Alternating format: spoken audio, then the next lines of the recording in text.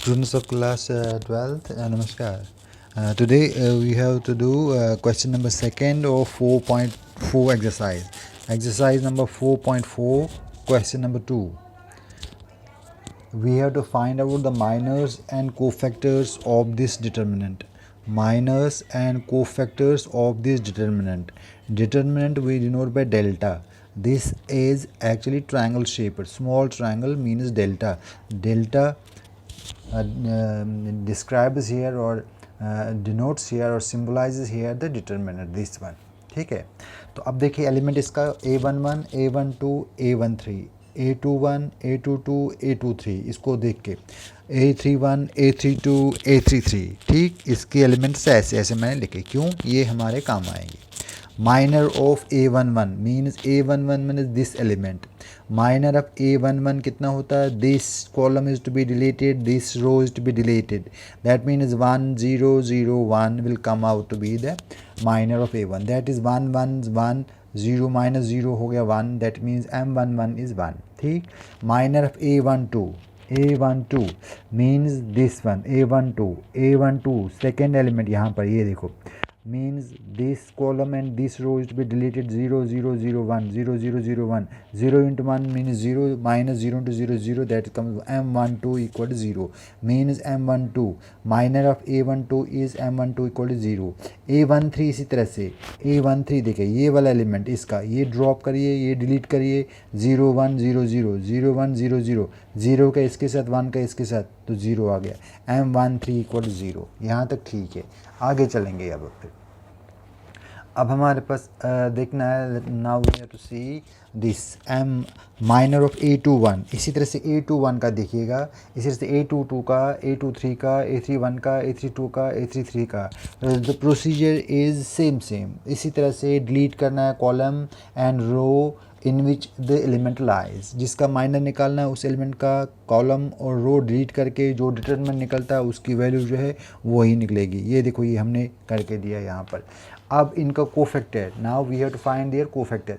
तो कोफैक्टर तो सिंपल है, सिर्फ पहले वाले का प्लस लगाना है, दूसरे का माइनस लगाना है. ये देखो इसका प्लस, इसका minus, plus minus plus minus plus minus plus ऐसे करके. अब देखो माइनर ऑफ a11 कितना आया था आपका 1, तो ये पहली जगह इसका माइनर आया 1, तो इसकी साइन भी प्लस है ना, तो इसके कोफैक्टर यहाँ पे लिखा, cofactor of a1 equal to a11. इसका it is denoted by capital A11 equal to, ये फॉर्मूला टाइप है, -1 इज पर 1 + 1, ये 1 1 है ना यहाँ पर, इसलिए 1 + 1 m11 -1 होल स्क्वायर हो गया +1 m11 अभी आपने निकाला यहाँ पर, m11 की वैल्यू 1, वो यहाँ रख दी तो हो गया 1. सिंपल सा जब मैंने बोला था तो इसको निशानी लगा दो ना, पहले की निशानी प्लस है तो +1 ही आएगा.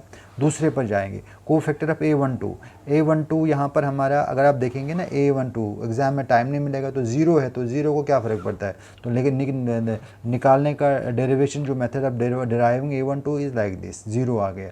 इसी तरह a13 भी हमारा जो है ना m13 भी हमारा 0 आ रहा है, इसको भी इसलिए a13 भी 0 ही आएगा. ठीक है, तो क्योंकि मल्टीप्लिकेशन है ना यहाँ पर 0 से करना है, m13 तो हो गया 0.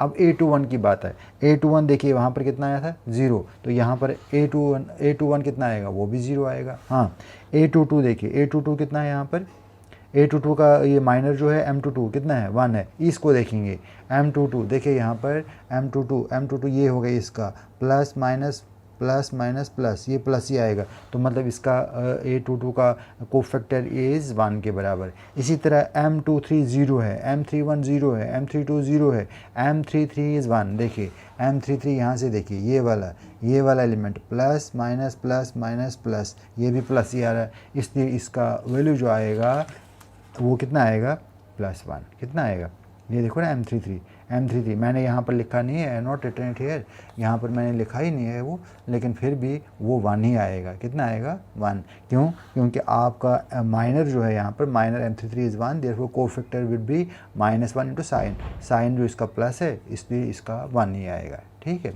तो इस तरह से ये आपने करना है, और मैं शायद जल्दी दिखा गया. ये देखो ये कोफैक्टर हर किसी चीज़ का लिखा हुआ हमने यहाँ पर, 1-2 पेंडिंग है वो आप खुद करेंगे. ये माइनर है आपका यहाँ पर, ये माइनर है यहाँ पर, ये देखिए ये सारे माइनर्स हमने निकाल दिए हैं. ठीक है, और उसी तरह से क्वेश्चन जो था, क्वेश्चन इस साइड पर, this was actually the question. a11 किया माइनर, a12 किया, a13 किया माइनर.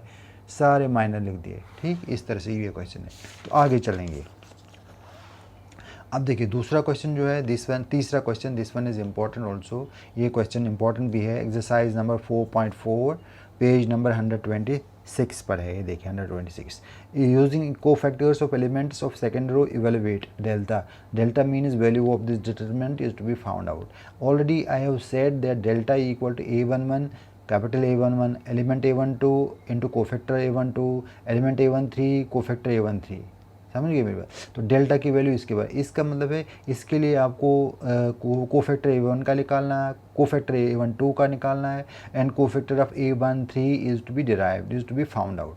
फिर उनको मल्टीप्लाई करेंगे, ऐसे प्लस करेंगे तो आपकी वैल्यू आ जाएगी। ये फॉर्मूला भी सही है, ये फॉर्मूला भी सही है, ये फॉर्मूला भी सही है। कोई तीनों में से एक भी कर लो ना, तब भी आपका आंसर आ जाएगा। ठीक, लेकिन इसमें फ़र्क है। देखो A11 A12 A13 A13 यहाँ पर 21 21 22 22 22 33 31 31 32 32 33 33, क्योंकि अगर अलग होता तो 0 के बराबर इसकी वैल्यू आती। वो मैंने इससे पहले वीडियो में आपको समझा दिया।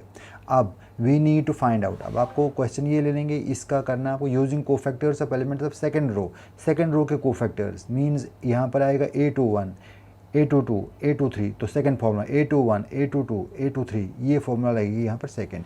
We need to find out A21, मैंने यहाँ पर लिखा है written here. We need to find out A21 A2 capital A21 A22 small capital A22 capital small A23 capital A23। ये वाले जो दिए हैं एलिमेंट्स तो आपको पता ही है। इसमें देखो 21 के 2 है, 22 का 0 है और 23 का 1 है, ये तो आपको पता है। लेकिन एलिमेंट्स अगर आपको पता है, लेकिन कोफैक्टर्स तो पता नहीं ना। कोफैक्टर्स आपको we have to find out. Cofactors निकालिए पहले 21 का। देखो 21, ये प्लस है ये माइनस है, इसलिए इसके साथ माइनस लगेगा। देखो इसके साथ माइनस लगा दिया।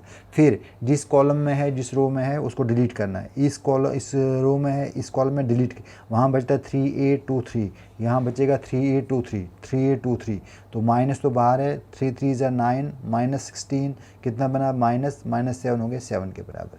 इसी तरह से A22 लीजिएगा। A22 साइन देखेंगे, ये है A22 प्लस माइनस प्लस, इसकी साइन प्लस आएगी, और जिसमें ये है उसको डिलीट करना है। ये कॉलम ये रो डिलीट।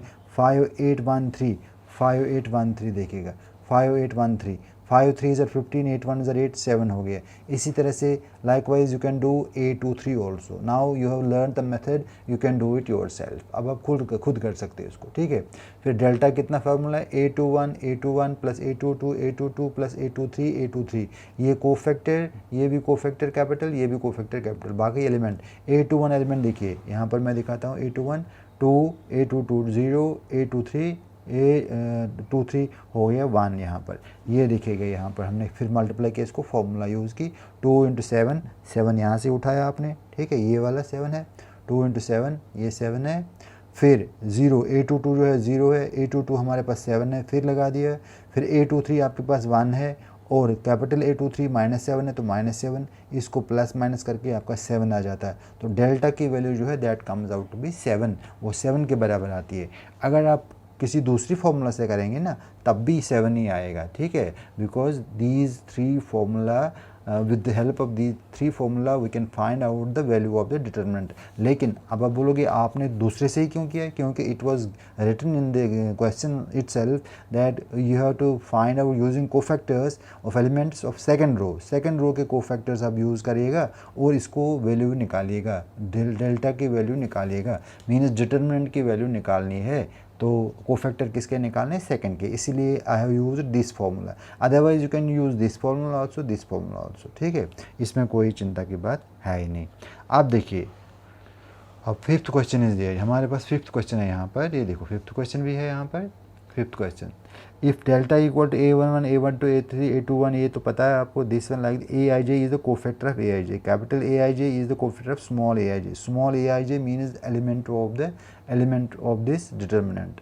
देन डेल्टा किसके बराबर, this one is objective type question. ठीक है, तो अगर डेल्टा किसके बराबर, अभी मैंने बोला जो एलिमेंट उनका कोफैक्टर। ठीक है, A11 है तो A11 आएगा, A21 है, A21 देखिए A21 है तो A21 है। ठीक है, इसका फिर A31 है तो A31 है। चाहे ऐसे करिएगा आप, चाहे ऐसे करिएगा आप, लेकिन कोफैक्टर तो उन्हीं का लेना है। Therefore delta equal to this one, this formula is also true. अभी आपने ये भी किया होगा, फिर तो A11 के साथ A11, फिर इसका A21 के साथ A21, ठीक है, फिर A31 के साथ A31 किया, आपने इस तरह से डेल्टा का वैल्यू निकाल दिया।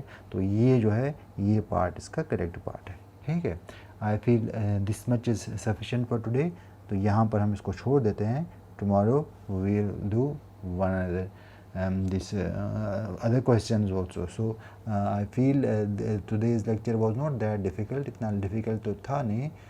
तो I feel you understand every step. तो इसकी जो फॉर्मूला है वो आप ध्यान में रखिएगा, ठीक है। ये वाली फॉर्मूला मैंने कराई भी थी पिछले last video, previous video we have done this all these things. तो इनका ख्याल रखिएगा। I feel this is sufficient. Thanks a lot.